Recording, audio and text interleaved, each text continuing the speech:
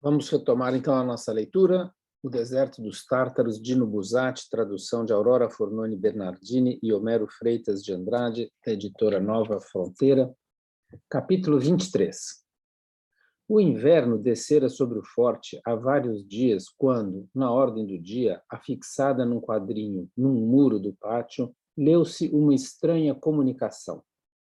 Deploráveis alarmes e falsos boatos, estava escrito.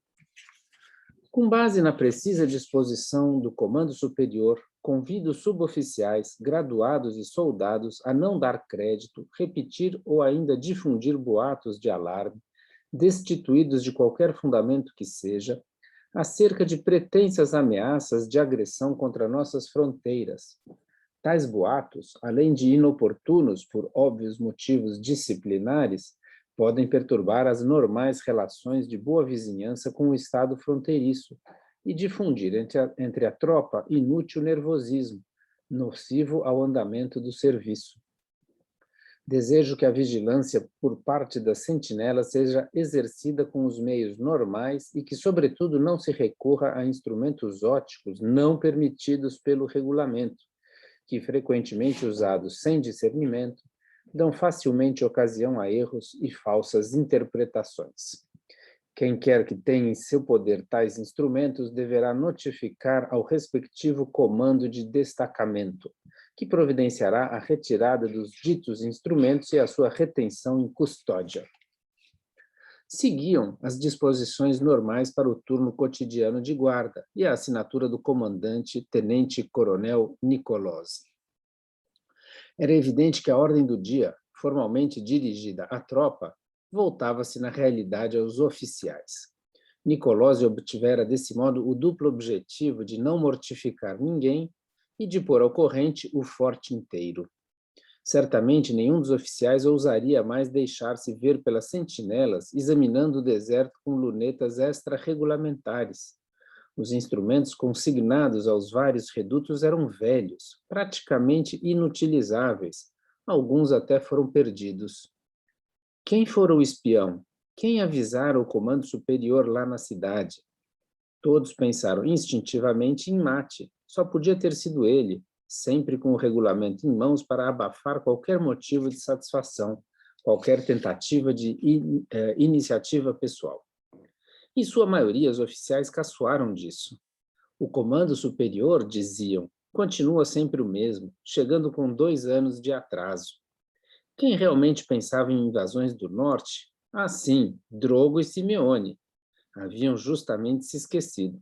No entanto, parecia incrível que a ordem do dia tivesse sido feita especialmente para aqueles dois. Um boa praça como Drogo, pensavam, não podia de certo ameaçar quem quer que seja, mesmo que estivesse todo o santo dia com uma luneta na mão. Também Simeone era considerado inócuo. Giovanni teve, ao contrário, a instintiva certeza de que a ordem do tenente-coronel se referia pessoalmente a ele. Mais uma vez, as coisas da vida se combinavam exatamente contra ele. Que mal havia se ele ficava algumas horas observando o deserto? Por que impedir-lhe esse consolo? Só de pensar nisso, crescia-lhe uma raiva profunda. Ele já se preparava para esperar a primavera. Logo que se derretesse a neve, esperava. Reapareceria no extremo norte a luz misteriosa. Os pontinhos negros recomeçariam a se mover para lá e para cá. A confiança renasceria. Toda a sua vida sentimental estava de fato concentrada naquela esperança. E dessa vez, só Simeone estava com ele. Os outros sequer pensavam nisso, nem mesmo Ortiz, nem mesmo o chefe dos alfaiates, Prosdóximo. Era bonito agora, assim a sós, nutrir zelosamente um segredo, não como nos dias longínquos, antes que Angostina morresse, quando todos se olhavam como cúmplices, com uma espécie de ávida concorrência. Agora a luneta fora proibida. Simeone, escrupuloso que era, de certo não mais se atreveria a usá-la. Mesmo se a luz se reacendesse no limite das névoas perenes, mesmo se recomeçasse o vai-vem das minúsculas manchas, eles não poderiam mais tomar conhecimento. Ninguém a olho nu se daria conta, nem mesmo as melhores sentinelas, caçadores famosos que enxergam um corvo a mais de 1 quilômetro. Drogo estava ansioso naquele dia por ouvir o parecer de Simeone, mas esperou até a noite para não dar na vista, pois alguém de certo iria contar imediatamente. O próprio Simeone, de resto, não viera ao meio-dia ao refeitório, e Giovanni não o vira em nenhum outro lugar. Simeone apareceu para o jantar, mais tarde que de costume, quando Drogo já havia começado. Comeu rapidamente, levantou-se antes de Giovanni, correu logo para uma mesa de jogo. Será que tinha medo de ficar a sós com Drogo? Nenhum dos dois estava de serviço naquela noite. Giovanni sentou-se numa poltrona ao lado da porta das salas para abordar o companheiro na saída. E percebeu como Simeone, durante o jogo, lhe cravava os olhos de relance, tentando não se deixar ver. Simeone jogou até tarde, muito mais tarde que de costume, como nunca fizera. Continuava a dar olhadelas para a porta. Esperava que Drogo tivesse se cansado de esperar. Por fim, quando todos se retiraram, precisou ele também levantar-se e dirigir-se à porta. Drogo ladeou-o. Olá, Drogo, disse Simeone com um sorriso embaraçado. Não o tinha visto. Por onde andava? Dirigiram-se a um dos míseros corredores que atravessavam longitudinalmente o corpo do forte. Fiquei lendo, disse Drogo. Não percebi que já era tão tarde. Caminharam um pouco em silêncio, em meio aos reflexos das raras lanternas presas simetricamente às duas paredes. O grupo dos outros oficiais já havia se afastado. Ouviam-se suas vozes confusas chegarem da penumbra distante. Era noite alta e fazia frio. Leu a ordem do dia? Falou Drogo de repente. Você viu aquela história dos falsos alarmes? Sabe-se lá por quê? Quem será o espião? Como vou saber? Respondeu Simeone, quase grosseiramente, detendo-se ao pé de uma escada que conduzia para cima. Você vai subir por aqui? E a luneta? Insistiu Drogo. Não se poderá usar mais a sua luneta, pelo menos. Já a entreguei ao comando, interrompeu Simeone com arrogância. Achei melhor. Tanto mais que não tiravam os olhos da gente. Podia ter esperado, acho. Talvez dentro de 3 meses, quando a neve se for, ninguém mais pensará nisso. Podíamos voltar a olhar. A estrada de que você fala, como faremos para vê-la sem a sua luneta? Ah, a estrada! Havia na voz de Simeone uma espécie de compaixão. Mas acabei de me convencer que você tinha razão. Que eu tinha razão? Como? Que não estão construindo nenhuma estrada. Deve ser justamente algum vilarejo ou um acampamento de ciganos, como você dizia. Então, Simeone tinha tanto medo a ponto de renegar tudo? Por medo de um aborrecimento, não tinha confiança nem, em falar nem mesmo com ele, Drogo? Giovanni encarou o companheiro. O corredor ficara completamente deserto. Não se ouvia mais nenhuma voz. As sombras dos 2 oficiais projetavam-se monstruosas de um lado e de outro, ondeando. Está dizendo que não acredita mais? Perguntou Drogo. Acha mesmo que se enganou?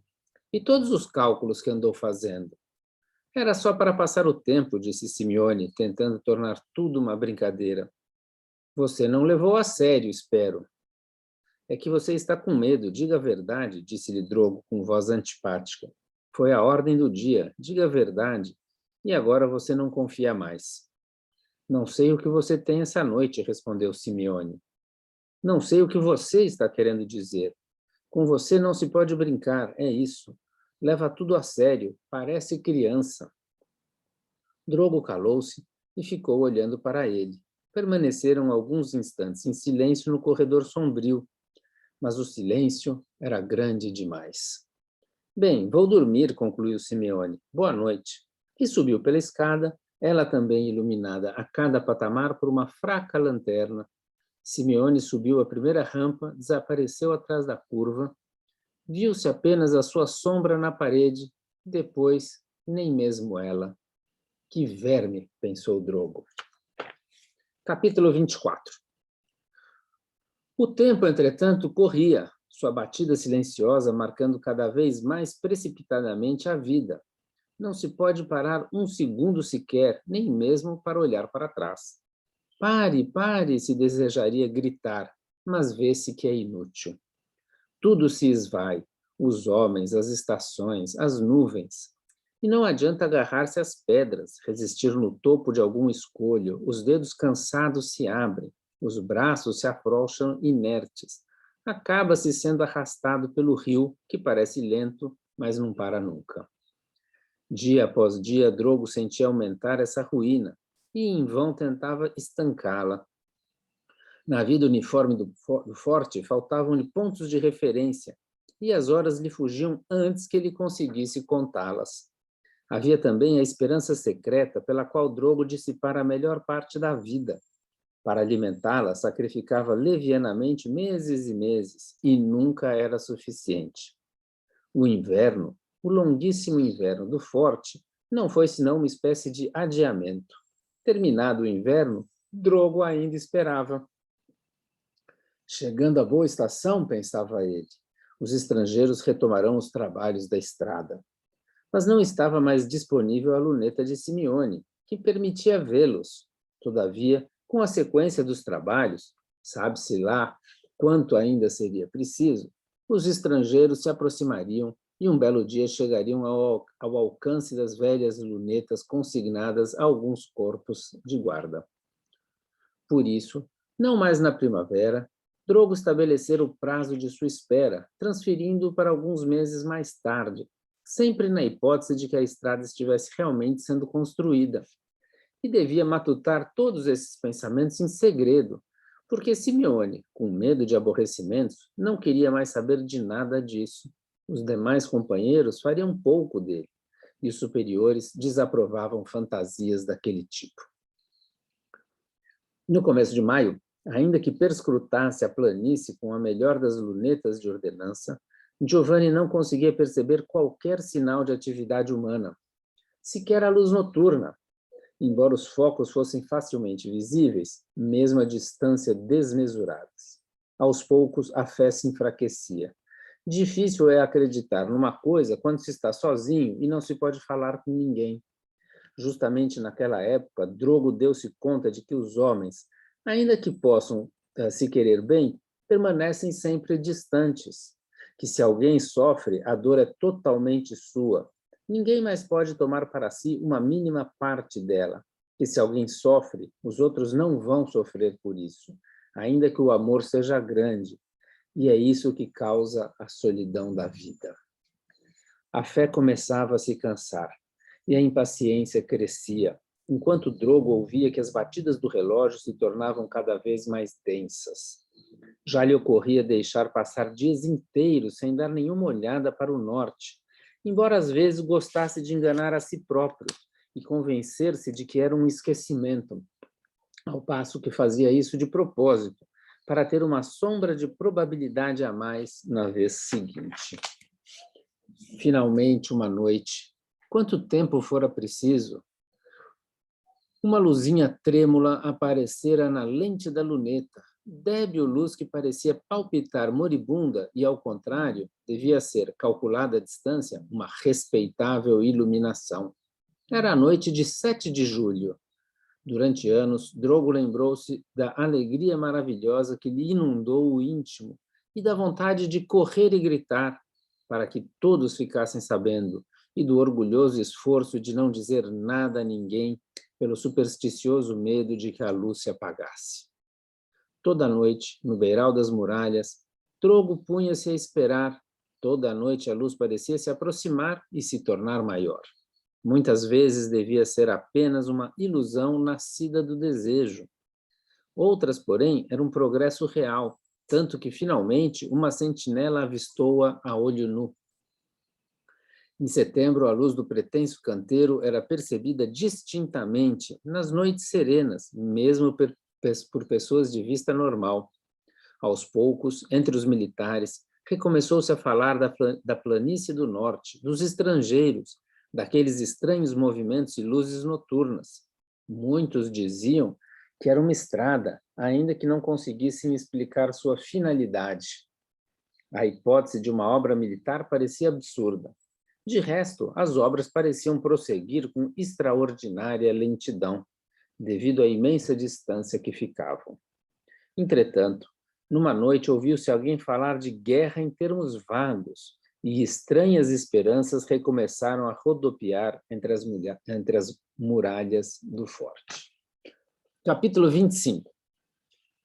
Um poste está fincado na beira do socalco que corta longitudinalmente a planície do norte, a menos de 1 quilômetro de distância do forte. Dali até o cone rochoso do Reduto Novo, o deserto estende-se uniforme e compacto, de modo a permitir aos artilheiros prosseguirem livremente. Um poste está cravado na borda superior da depressão, singular sinal humano, que se vê muito bem, mesmo a olho nu, do alto do Reduto Novo. A estrada dos estrangeiros chegou até ali. A grande obra está finalmente concluída, mas a que terrível preço! O tenente Simeone fizera uma previsão, dissera 6 meses. Mas 6 meses não foram suficientes para a construção. Nem 6 meses, nem 8, nem 10. A estrada já está pronta. Os comboios inimigos podem descer do setentrião a todo galope para atingir as muralhas do forte. Depois só falta atravessar o último trecho, poucas centenas de metros num terreno plano e fácil. Mas tudo isso custou caro. Foram necessários 15 anos.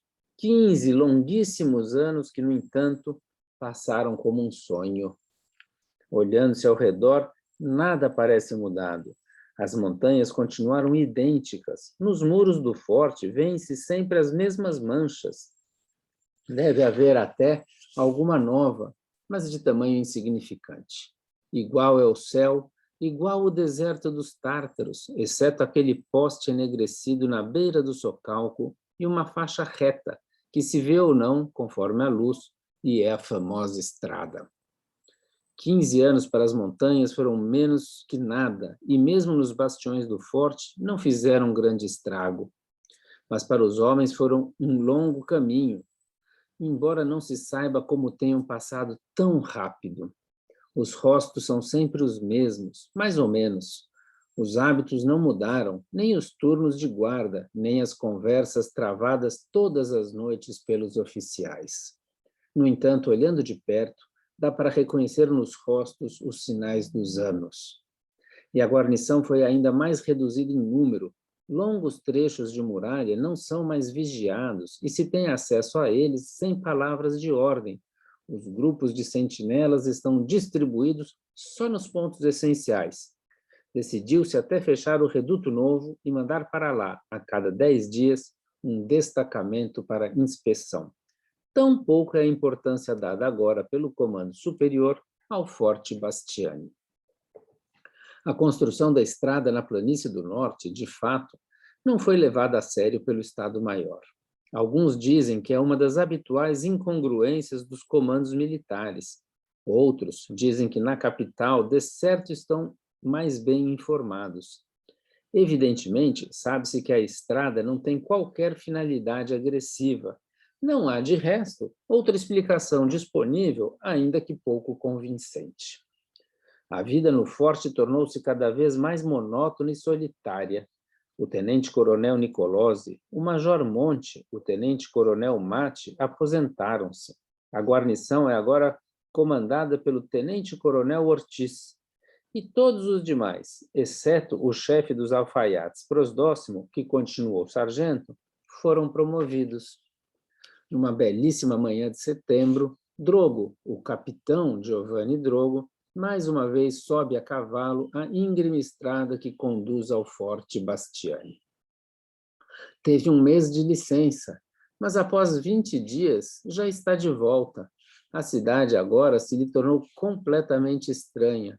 Os velhos amigos tomaram seu caminho, ocupam posições importantes e o cumprimentam apressadamente como a um oficial qualquer. Até sua casa, de que Drogo, no entanto, continua a gostar, enche-lhe a alma, quando ele volta para lá, de um sofrimento difícil de explicar. A casa está quase sempre vazia. O quarto de sua mãe está vazio para sempre. Os irmãos estão constantemente ausentes. Um se casou e mora numa cidade diferente. O outro continua viajando. Nas salas não há mais sinais de vida familiar.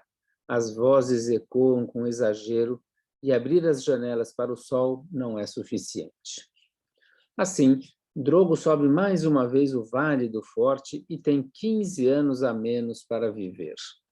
Infelizmente, ele não se sente muito mudado. O tempo passou tão veloz que a alma não conseguiu envelhecer. E mesmo que a angústia obscura das horas que passam se torne a cada dia maior, Drogo persiste na ilusão de que o importante ainda está para começar. Giovanni aguarda paciente a sua hora que nunca chegou. Não pensa que o futuro se reduziu terrivelmente. Não é mais como antes, quando o tempo vindouro podia parecer-lhe um período imenso, uma riqueza inexaurível, que ele não corria nenhum risco em esbanjar. Entretanto, um dia deu-se conta de que há muito tempo não ia mais cavalgar na esplanada atrás do forte. Deu-se conta, aliás, de não ter vontade nenhuma e de que nos últimos meses, quem sabe desde quando exatamente, não subia mais correndo os degraus da escada de 2 em 2. Bobagens, pensou. Fisicamente, sentia-se sempre o mesmo. Tudo estava para recomeçar. Não tinha dúvida. Uma prova disso teria sido ridiculamente supérflua. Não, fisicamente, Drogo não piorara. Seria ainda capaz de cavalgar e correr escadas acima, mas não é isso que importa. O grave é que ele não tem mais vontade, que ele prefere, depois do almoço, ficar cochilando ao sol a correr de um lado para o outro pela esplanada pedregosa. É isso que importa. Apenas isso registra a passagem dos anos. Oh, se tivesse pensado nisso da primeira vez que subiu as escadas, degrau por degrau, sentia-se um pouco cansado, é verdade, com tontura e nenhuma vontade de jogar a costumeira partida de baralho. Mesmo antes, aliás, renunciara a subir correndo as escadas devido a indisposições ocasionais.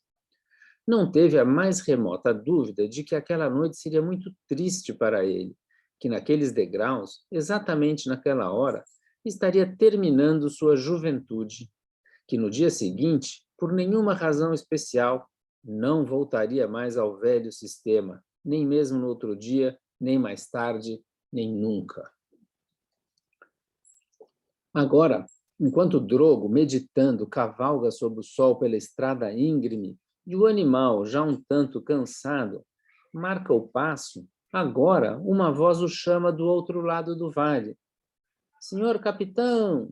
Ouviu gritar e, virando-se, avistou na outra estrada, do lado oposto do barranco, um jovem oficial a cavalo. Não o reconheceu, mas pareceu-lhe enxergar as divisas de tenente e pensou que fosse um outro oficial do forte que voltava, como ele, de uma licença. O que foi? Perguntou Giovanni, detendo-se após ter respondido ao cumprimento regulamentar do outro. Que motivo podia ter o tenente para chamá-lo daquele jeito tão sem cerimônia? O outro não respondeu. O que foi? Repetiu Drogo, com a voz mais alta, dessa vez levemente irritada. Aprumado na cela, o tenente desconhecido pôs as mãos em concha e respondeu a plenos pulmões. Nada, queria cumprimentá-lo. Drogo achou que a explicação era tola, quase ofensiva, que levava a pensar numa brincadeira. Ainda meia hora a cavalo até a ponte, e depois as duas estradas se juntavam. Que necessidade havia então daquela excentricidade? Quem está aí? Gritou Drogo de volta. Tenente Moro. Parece até piada, né? O capitão e o tenente Moro. Tenente Moro, foi a resposta, ou melhor, foi esse o nome que ao capitão pareceu ter ouvido. Tenente Moro? Perguntou a si mesmo. No forte não havia nenhum nome daquela espécie. Quem sabe um novo subalterno que vinha prestar serviço. Somente então bateu-lhe, com dolorosa ressonância no íntimo, a lembrança do longínquo dia em que, pela primeira vez, subira ao forte, do encontro com o capitão Ortiz, justamente no mesmo ponto do vale, de sua ansiedade em falar com uma pessoa amiga, do embaraçante diálogo através do barranco. Exatamente como naquele dia, pensou, com a diferença de que os papéis haviam sido trocados, E agora era ele, Drogo, o velho capitão, que subia pela 100ª vez ao Forte Bastiani, enquanto o novo tenente era um certo Moro, uma pessoa desconhecida. Drogo entendeu que transcorrera uma geração inteira nesse ínterim, que ele já ultrapassara o cume da vida para o lado dos velhos, onde naquele dia remoto lhe parecera que se encontrava Ortiz.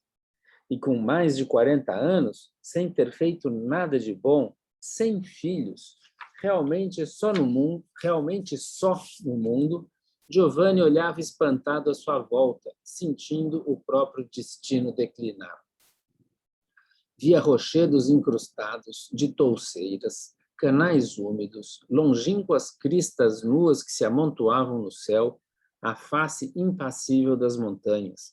E do outro lado do vale, aquele tenente novo, tímido e desorientado, que se iludia, certo de não permanecer no forte senão poucos meses, e que sonhava com uma carreira brilhante, feitos gloriosos, românticos amores.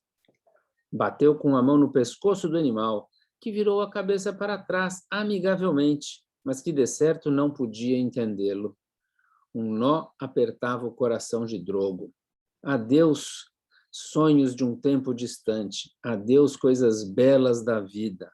O sol brilhava límpido e benévolo para os homens. Um ar revigorante descia do vale. Os prados exalavam um bom perfume.